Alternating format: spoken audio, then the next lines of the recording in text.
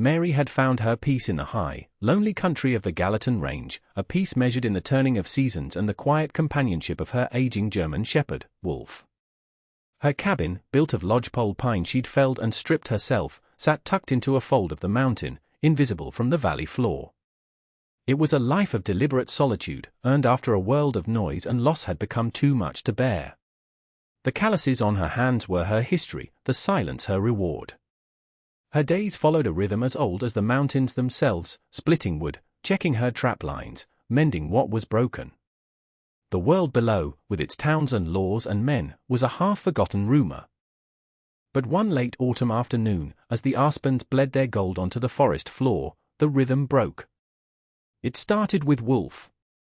The dog, normally a steady shadow at her heel, stopped dead on the game trail, his ruff bristling. A low growl, a sound more of deep unease than aggression, rumbled in his chest. His ears were pinned flat, his gaze fixed on a stand of ancient ponderosa pines 50 yards off the path. Mary's hand went instinctively to the hatchet on her belt. She scanned the trees, her eyes accustomed to spotting the flicker of a deer's tail or the dark bulk of a bear. She saw nothing. Heard nothing but the soughing of the wind through the high branches. She gave a low whistle, but Wolf refused to move, his posture rigid with a certainty that prickled the skin on her arms. Trusting the dog's instinct over her own senses had saved her skin more than once. She moved off the trail, her moccasins making no sound on the thick carpet of pine needles. As she drew closer to the trees Wolf was watching, she smelled it. It was a complex and unsettling scent, not the clean decay of a fallen animal being reclaimed by the earth. This was different. It was the sweet, cloying odor of rot, trapped and soured, mixed with the sharp, medicinal tang of pine resin.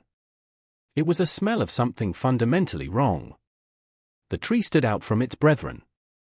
It was a gnarled giant, its trunk thick as a wagon wheel, scarred by lightning and centuries of weather. But halfway up its height, about 10 feet from the ground, the trunk bulged unnaturally.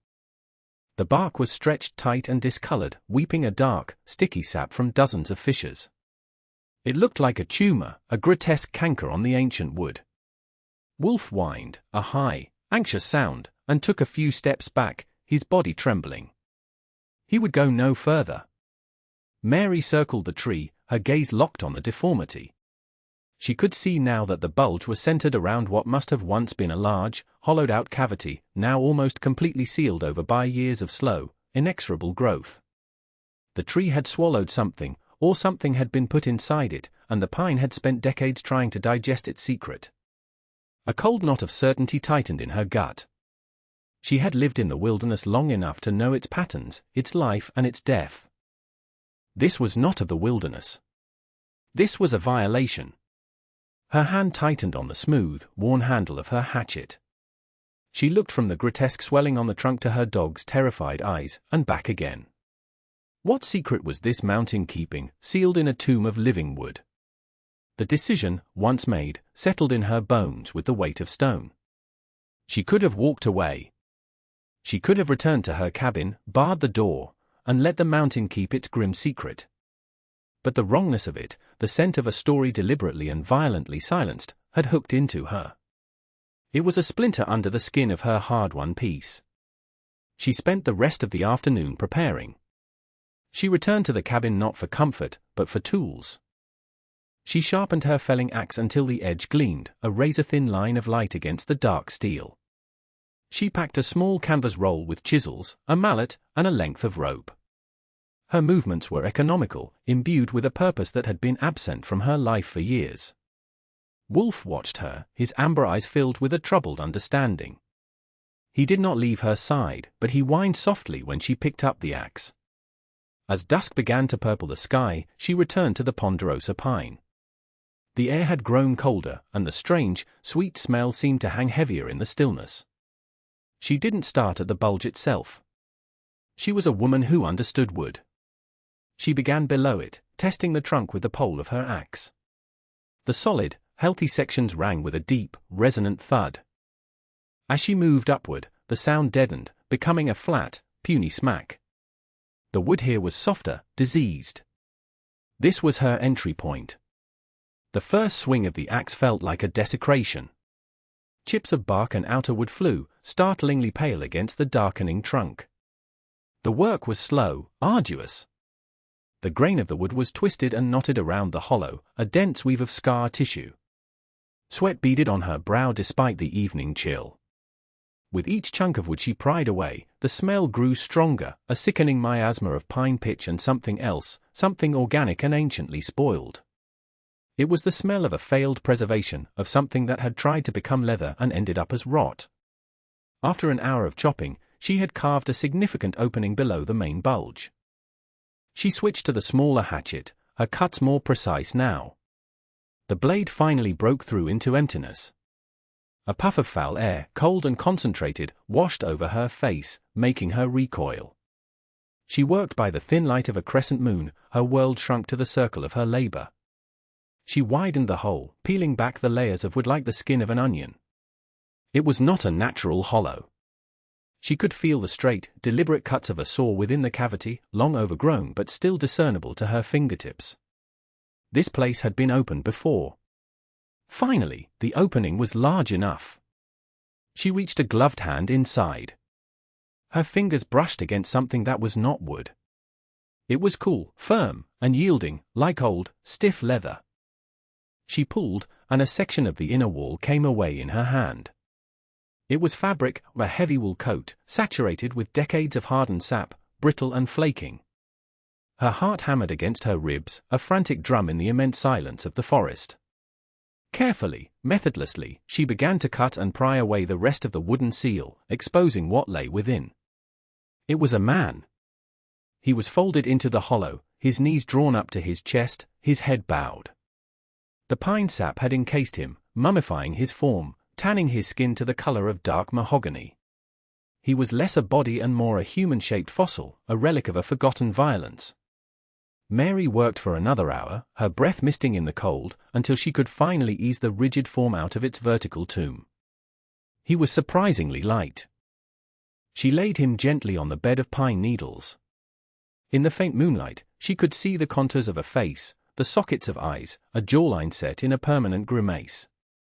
His clothes were of a style from 20, maybe 30 years ago. In the inner pocket of the sap-stiffened coat, her fingers found a hard, rectangular shape. With painstaking care, she worked it free.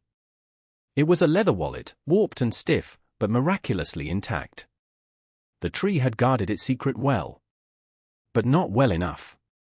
The cabin felt different with the wallet sitting on the rough-hewn table. It was an artifact from another world, a world Mary had deliberately left behind.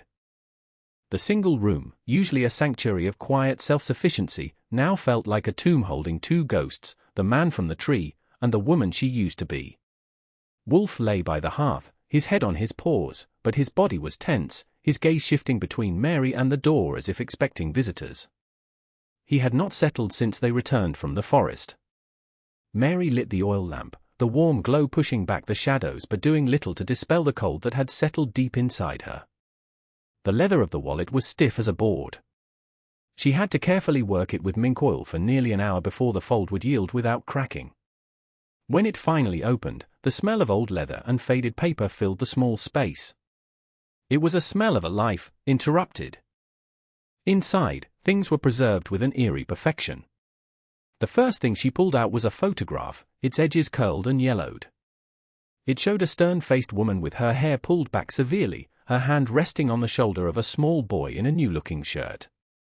The boy was squinting into the sun, a gap-toothed smile on his face. Behind them stood the raw, unfinished frame of a house. It was a picture of a beginning, a future that, for the man in the picture, had never arrived.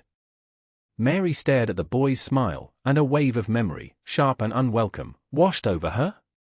She remembered another small hand in hers, another smile that the world had erased. She pushed the thought away, her grief a familiar, dull ache. This wasn't about her. Not anymore. Next was a small, folded piece of paper, a receipt from a general store in the town of Willow Creek, dated 24 years ago. It was for a list of goods, nails, a crosscut saw, 2 sacks of flour, and a small bag of horehound candy. A life in miniature. Below the receipt, she found what she was looking for. A folded document, an official-looking deed of title for a 200-acre ranch bordering the national forest. The name on the deed was clear in the lamplight, John Mitchell. The name meant nothing to her, but it was a start. It anchored the man in the tree to the world of the living. He was not just a body, he was a landowner, a husband, a father. He was John Mitchell. Tucked into a final, hidden sleeve of the wallet was a small, thin notebook. Its pages were filled with a tight, neat script. It was a ledger. Most of it was mundane, records of cattle sales, costs of feed, notes on fence repairs. But the last few entries were different. The handwriting grew more agitated, more cramped. The final entry, dated the day after the receipt from the general store, was chilling. It read, "Meeting with B at the old Ponderosa. He says he can fix the title issue. Says the survey was wrong, that the creek is the line. I don't trust him. Bringing the paperwork just in case. He wants cash to make it right. Says it's the only way to keep the boy safe." Below that, a final, scrawled line, "He's bringing his deputy." The initial B hung in the air, heavy with implication. Willow Creek was the nearest town, the one she had avoided for a decade. The town had a sheriff. She didn't know his name, but she knew the office existed. A sheriff and his deputy. A meeting at a specific, old tree. A dispute over a survey line. A threat against a child. The pieces clicked into place with a dreadful, sickening logic. John Mitchell had not gotten lost in a blizzard. He had not been the victim of a bear. He had gone to a meeting to protect his family and his land, and he had been silenced, his body entombed in the very landmark that was meant to be his salvation. Mary closed the wallet. The warmth from the hearth couldn't reach her. She looked at the photograph of the smiling boy.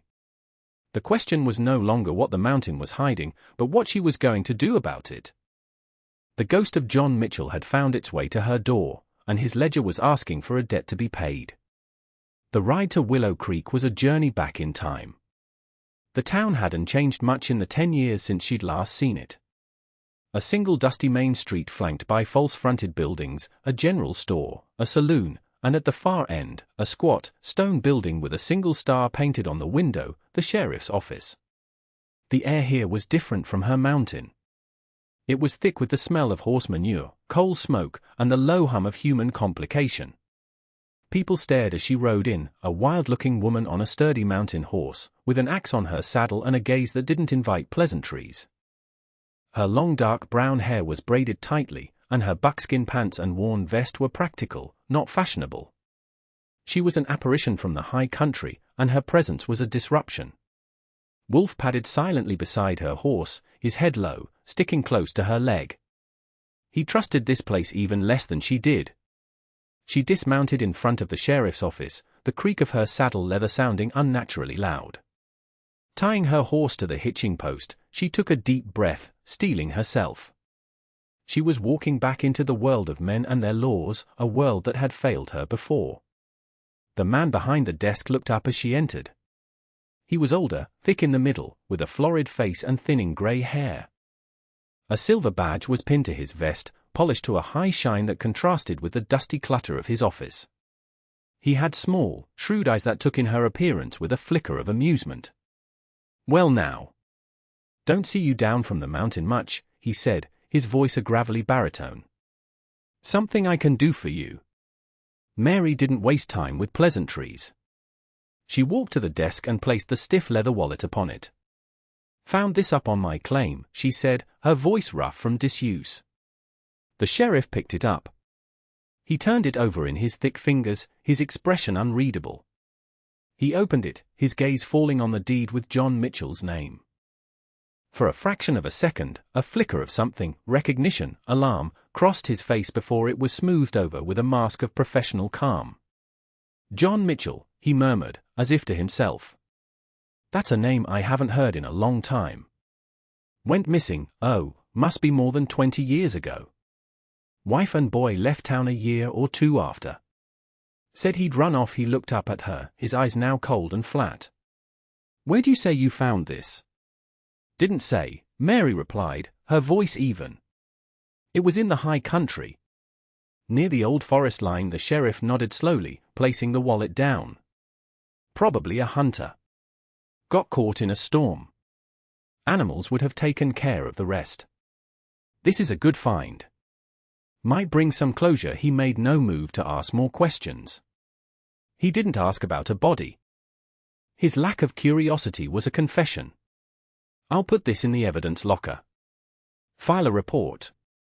Appreciate you bringing it in here. The dismissal was clear. Just then, the back door of the office opened and a younger man stepped in. He was tall and lean, with a cruel set to his mouth and pale, watchful eyes. A deputy's badge was pinned to his shirt. He stopped when he saw Mary, his gaze lingering on her with an unnerving intensity. The sheriff gestured vaguely. My deputy, Tate just nodded, his eyes never leaving Mary's face. The air in the room grew thick and heavy. The family will want his things, Mary stated, not as a question. The sheriff, whose nameplate read the Brody, gave her a thin, paternalistic smile. Of course. If we can find them. Like I said, they left a long time ago. You can leave that with me. We'll handle it from here. We are hung in the air, including the silent, staring deputy.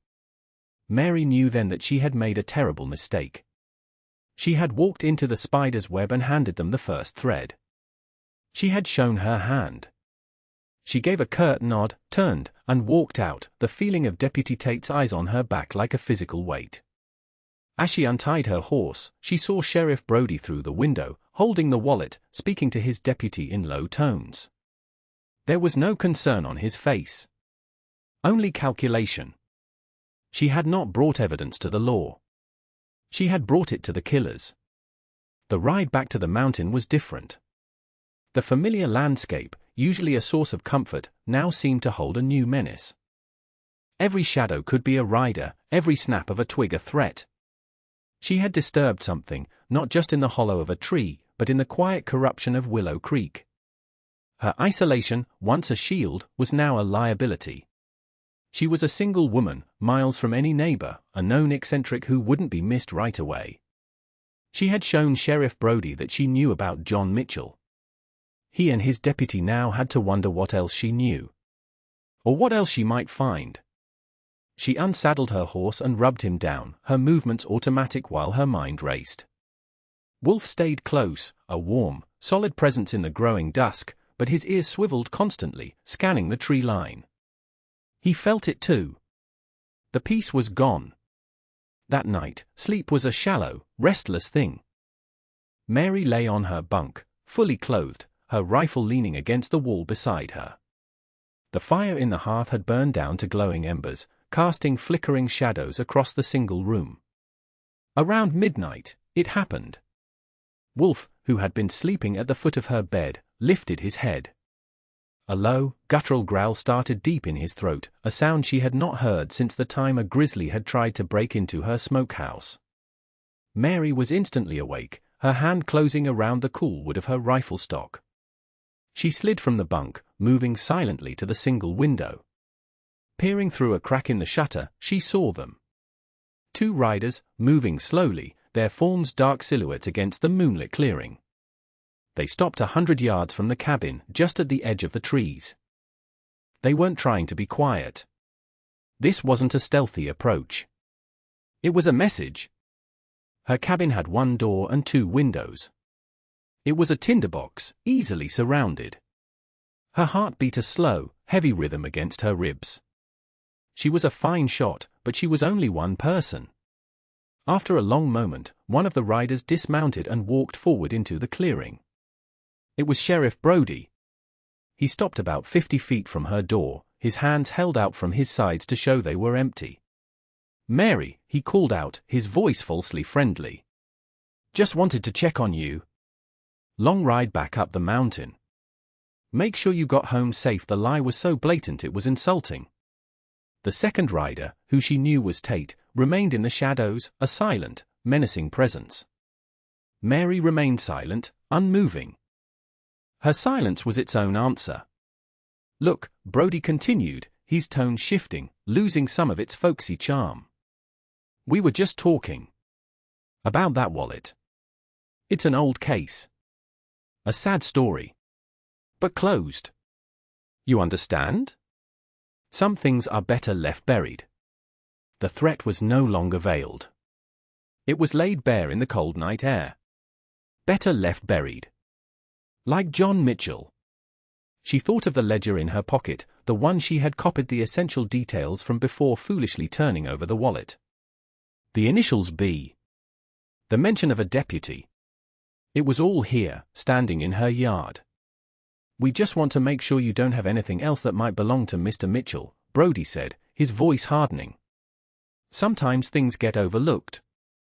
An old notebook, maybe? Papers? It's our duty to collect all the personal effects for the family he was fishing. He didn't know what she had, but he suspected there was more. Mary stayed behind her wall of logs and glass, her rifle held ready. She would not give him the satisfaction of a reply. After a long, tense silence, Brody sighed, a sound of theatrical frustration. He turned and walked back to his horse. He spoke to Tate in a low voice she couldn't hear.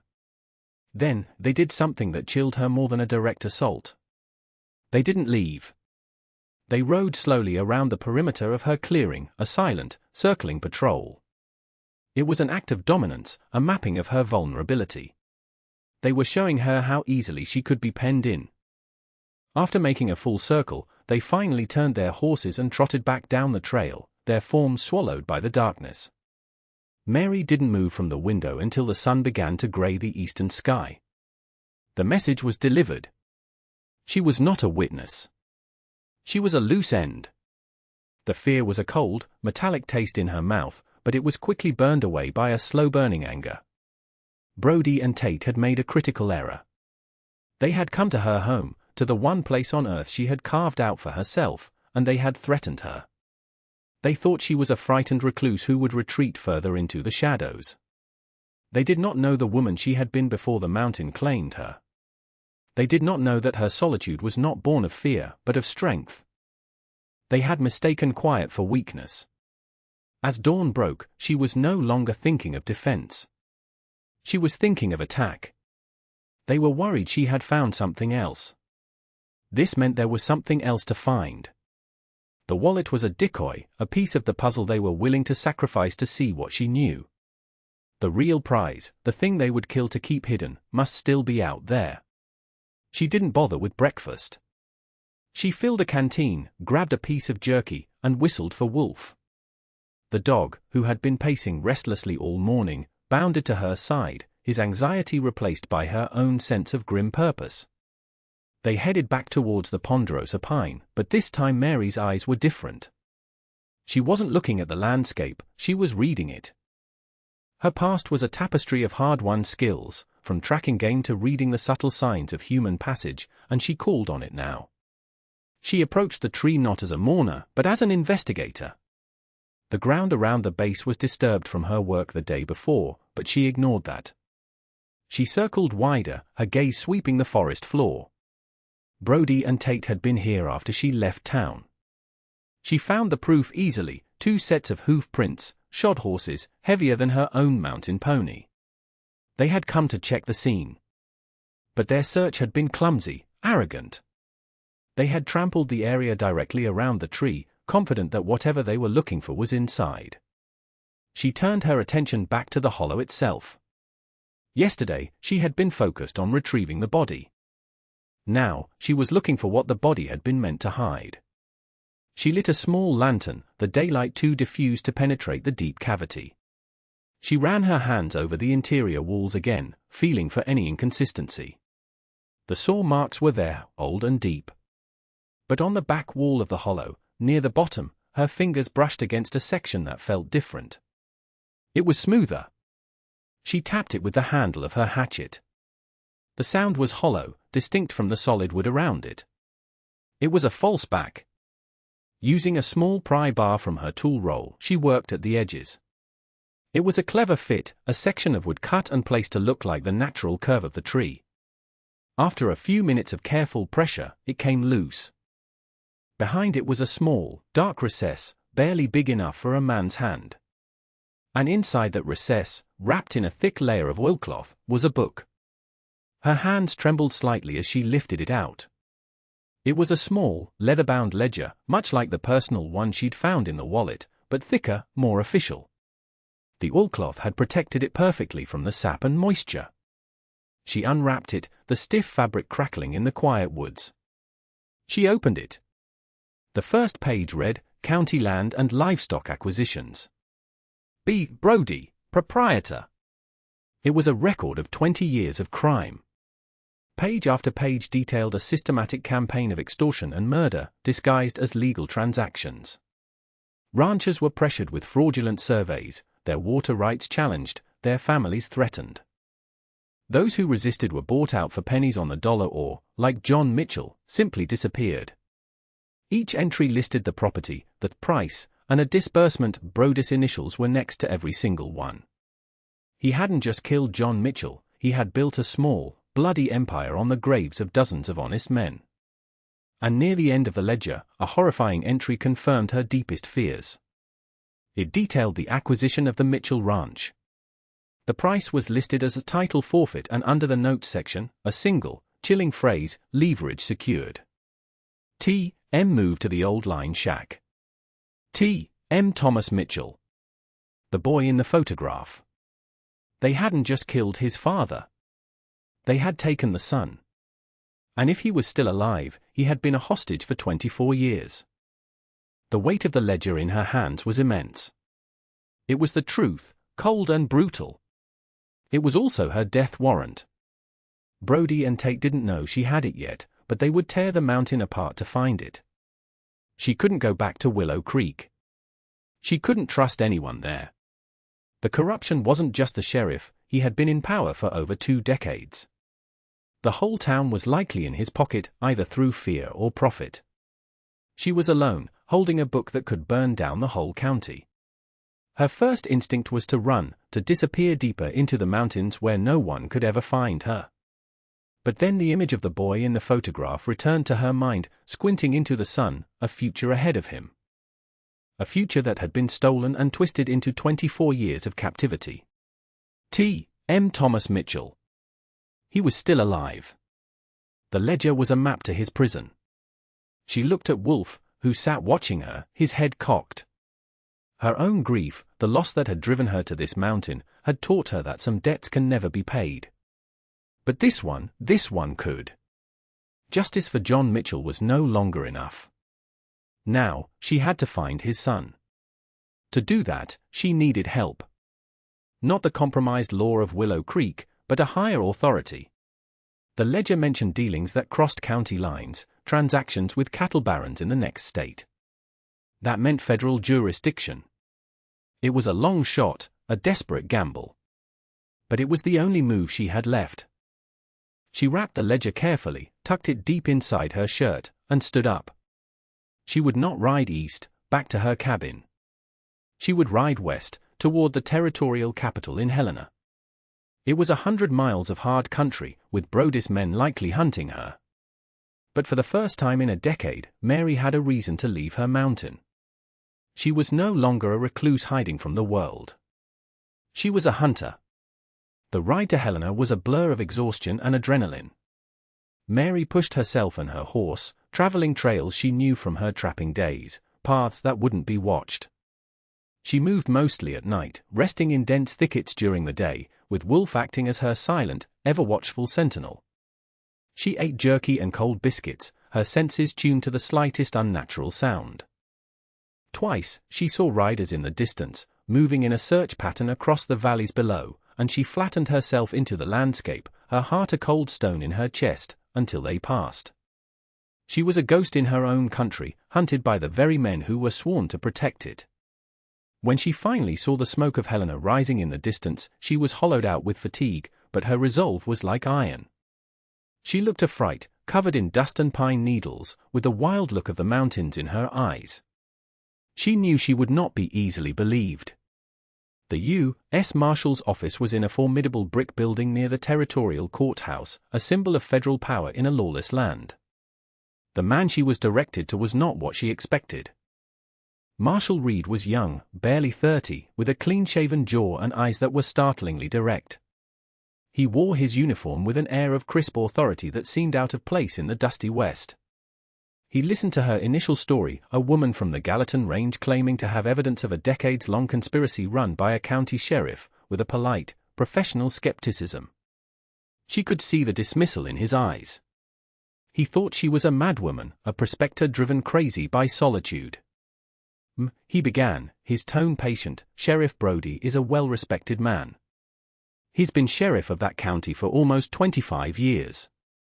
These are very serious accusations. Mary didn't argue. She didn't try to persuade him with words.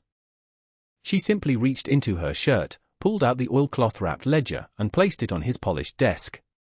"Read the last 10 pages, she said, her voice a low rasp. Reed hesitated, then sighed, humoring her. He unwrapped the oilcloth and opened the book.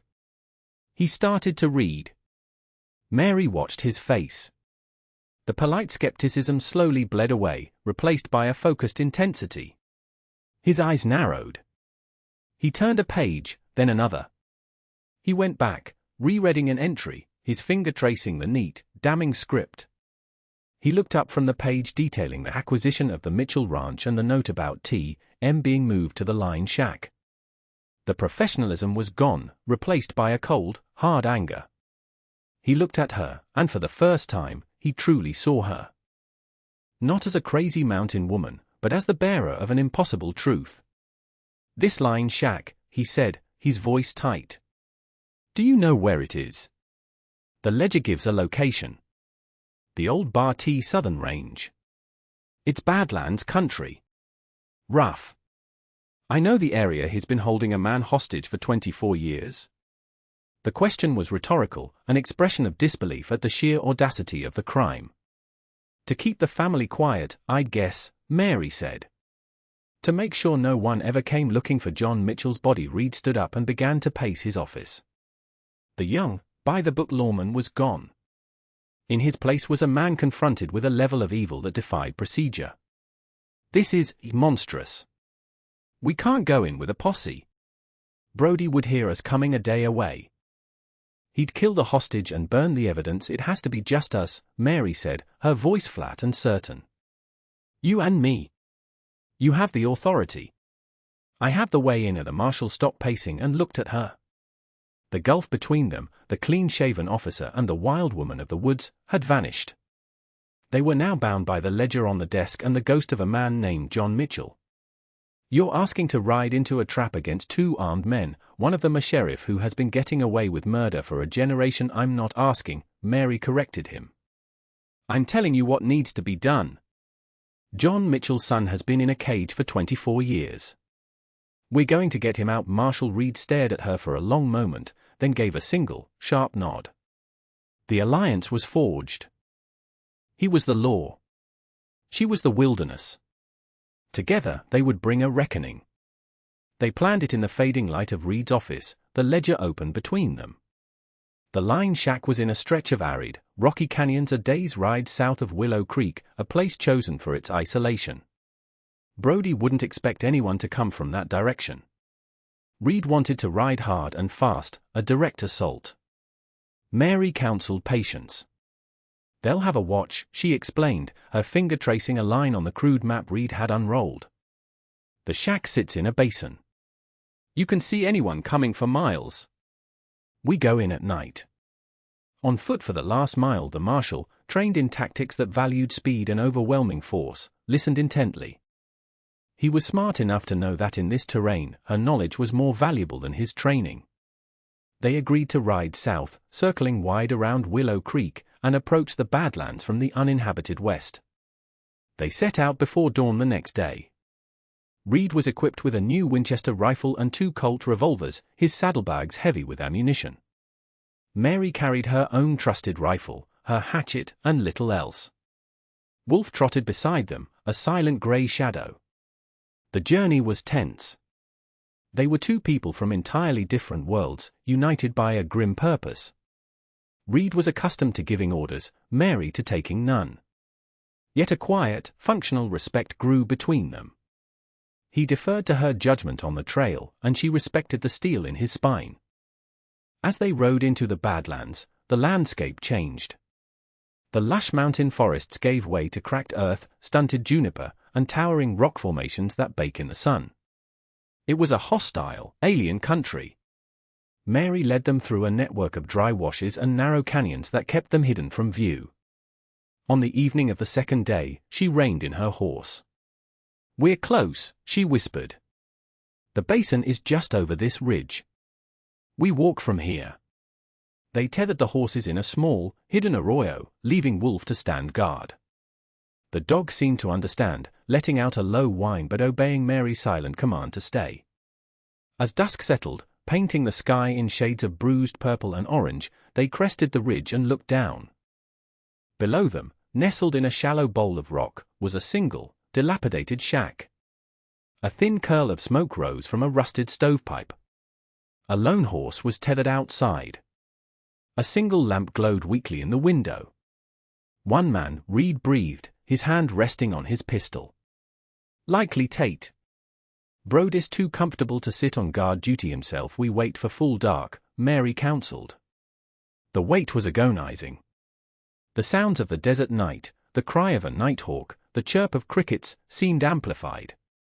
Finally, under the faint light of a sliver of moon, they began their descent. Mary moved with a fluid silence that amazed the marshal, her feet finding purchase on the loose scree without dislodging a single stone. He followed, trying to mimic her grace. They reached the flat ground of the basin and crept toward the shack, using the sparse cover of sagebrush and rock. The air was still and smelled of wood smoke and dust. As they got closer, they could hear a man's voice, humming tunelessly. They flattened themselves against the rough wood of the shack's rear wall, next to the single, grime-covered window. Reed risked a quick glance inside. He pulled back, his face grim. "It's Tate," he whispered. "He's at a table, cleaning a pistol. There's a man on a cot in the corner. He's chained to the wall." Thomas Mitchell. Mary's heart clenched. He was real. He was alive. "I'll take the door," Reed mouthed. "When I go in, cover the window." Mary nodded, her rifle already shouldered. She had a clear line of sight through the grimy glass. Reed moved silently to the front of the shack. He took a deep breath, kicked the door off its rusted hinges, and burst inside. "Federal Marshal." "Drop it!" Tate reacted with pure, animal speed. He wasn't a man accustomed to words. He dove sideways, grabbing for the pistol on the table. The lamp crashed to the floor, plunging the room into darkness, illuminated only by the faint moonlight spilling through the open door. A shot rang out, deafening in the small space. The bullet splintered the doorframe where Reed had been a second before. Mary saw Tate's silhouette rise, turning to fire again. She didn't hesitate. Her own rifle cracked, the sound sharp and final. Tate cried out and crumpled to the floor. Silence descended, thick and absolute. "Marshal!" Mary called out, her voice tight. "I'm all right," Reed's voice came from the darkness. A match scraped, and the lamp was relit. Deputy Tate lay on the floor, clutching a shattered shoulder, his face a mask of pain and fury. Reed stood over him, his pistol steady. In the corner, the man on the cot stirred. He was thin to the point of emaciation, with a long, matted beard and wild, terrified eyes. He stared at them, uncomprehending, the chain on his ankle glinting in the lamplight. This was Thomas Mitchell, the boy from the photograph, now a ghost of a man. Mary stepped inside, the smell of gunpowder and confinement stinging her nostrils. She looked at the captive, her expression unreadable. Marshal Reed found a set of keys on Tate's belt and knelt by the cot. "Mr. Mitchell," he said softly. "My name is Marshal Reed." "You're safe now." The man flinched at the sound of his own name, as if he hadn't heard it in years. The marshal unlocked the shackle. The chain fell away with a dull clink. Thomas Mitchell was free, but his eyes were still locked on the shadows in the corner of the room, as if his prison was a place no key could ever unlock. They had their witness, but the fight wasn't over. Brody was still at large, a venomous snake whose head was yet to be cut off. leaving the wounded and bound Tate under the watch of a recovering but alert Thomas Mitchell. Mary and Marshall Reed planned the final act. They couldn't simply ride into Willow Creek and arrest him. Brody had too many friends, too many people who owed him their silence. He would turn the town against them, and it would be a bloodbath. "He has to come to us," Mary said, her voice low in the pre-dawn chill. "We have to draw him out." Onto my ground, Reed looked at the bound deputy, a plan forming in his mind. "He'll come for his partner," the marshal said. "He'll think Tate has Mitchell, and that you've been dealt with. He'll come to tie up the last loose end." They used Tate's horse. Reed scribbled a note in a crude hand, mimicking Tate's semi-literate scrawl. It was simple: "Got the woman. Need help with the other one. Meet at the canyon narrows. Sundown." They tied the note to the saddle of the riderless horse, gave it a hard slap on the rump, and sent it galloping back towards Willow Creek. It was a desperate gamble, but Brody's arrogance was his weakness. He would see the horse, assume the job was done, and ride into their trap.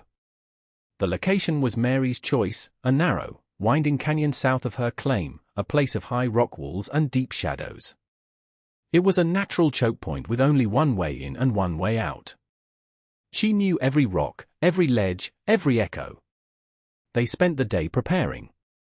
Mary positioned Reed on a high ledge overlooking the canyon floor, a perfect sniper's nest with a clear field of fire. She would wait below, hidden in a deep cleft in the rock near the entrance. They would let him ride deep into the trap before revealing themselves. The hours crawled by. The sun beat down on the red rock, and the air was still and hot. As evening approached, the canyon filled with long, dark shadows. The waiting was a pressure cooker of tension. Finally, just as the sun began to touch the western horizon, they heard it, the slow, steady clop of a single horse. Mary pressed herself deeper into the rock, her rifle cool and solid in her hands. A moment later, Sheriff Brody rode into view. He was alone, his face confident, relaxed. He rode with the casual air of a man coming to inspect a job well done. He passed Mary's hiding place, his gaze fixed on the far end of the canyon, expecting to see his deputy. He rode another 50 yards into the narrows. "Brody!" Marshal Reed's voice boomed from the ledge above, the sound echoing off the canyon walls. "United States Marshal! You're under arrest for the murder of John Mitchell." Brody's horse startled, and the sheriff's head snapped up. His face, for a fleeting second, showed pure shock, then hardened into a mask of cold fury. He saw Reed on the ledge, a clear target but too far for a quick pistol shot. His eyes darted around the canyon floor, searching for the second threat he knew must be there. He was trapped. "You should have stayed on your mountain," he snarled, his voice a low growl, directed not at Reed but at the shadows below. He wasn't talking to the marshal. He was talking to her. He slowly raised his hands, a gesture of surrender that was utterly false. His right hand stopped near the handle of his holstered pistol. "It was just business," he said, his eyes scanning the rocks. He wouldn't be reasonable from her hiding place. Mary watched him, her finger resting on the trigger. She didn't want to be his executioner. She wanted him to face the law, to be judged by the world he had terrorized. But she also knew a cornered predator. Reed started to climb down from the ledge, his rifle trained on the sheriff. It was the moment Brody was waiting for. With a speed that belied his age and bulk, his hand dropped, his pistol clearing the holster in a single, fluid motion. He wasn't aiming at the marshal high above. He was firing blindly into the shadows where he guessed Mary was hidden. The shot ricocheted off the rock wall just inches from her head, showering her with stone fragments. In that same instant, the marshal's rifle roared from the ledge. The bullet struck Brody square in the chest. He staggered back, a look of profound surprise on his face. He fired one more wild shot into the sky before he crumpled, falling from his horse into the red dust of the canyon floor. A profound silence fell, broken only by the panicked breathing of Brody's horse. Justice, when it finally came, was swift, ugly, and absolute. The aftermath was quiet. Marshal Reed handled the grim formalities, transporting the bodies of Brody and Tate back to Helena along with the damning ledger. The story that unfolded rocked the territory. The small, bloody empire built on 2 decades of fear and silence crumbled overnight. Men who had been too afraid to speak for years came forward, their stories corroborating the ledger's grim accounting. The town of Willow Creek was cleansed, its rotten core exposed to the light. Thomas Mitchell, after weeks of care, began the slow journey back to himself. He was a man out of time, a ghost in a world that had moved on without him, but he was free. He inherited the ranch that his father had died to protect, the title cleared and secured by the very federal authority Brody had sought to circumvent. He never spoke of his years in the shack, but he visited his father's grave, a new stone placed where the old Ponderosa had stood, every single year. Mary returned to her mountain. She slipped away before the accolades and questions could begin, leaving the world of men to its noisy process of healing. Her cabin was just as she had left it, a silent haven in the high country. But the silence was different now. It was not the silence of escape, but the silence of peace. The ghost of John Mitchell no longer haunted her hearth. She had paid the debt. One evening, weeks later, she walked with Wolf to the edge of the ridge overlooking the valley. The lights of scattered homesteads, some new, some reclaimed, twinkled in the vast darkness below. She stood for a long time, the cool mountain air on her face, and watched them. Her own loss, the grief that had been her constant companion for so long, had not vanished. But it now sat alongside something else, a quiet, profound sense of purpose fulfilled. She had been pulled from her solitude not by choice, but by conscience. She had faced the darkness that she had tried to leave behind and had not flinched. She laid a hand on Wolf's head, and the dog leaned against her, a warm, solid presence. The past was never truly buried, she knew. Its marks remained, on the land and on the soul. But here, on her mountain, under the vast, star-filled sky, she had found more than just solitude. She had found a measure of grace. The quiet returned, deeper and more resonant than before, earned not by hiding from the world, but by facing it.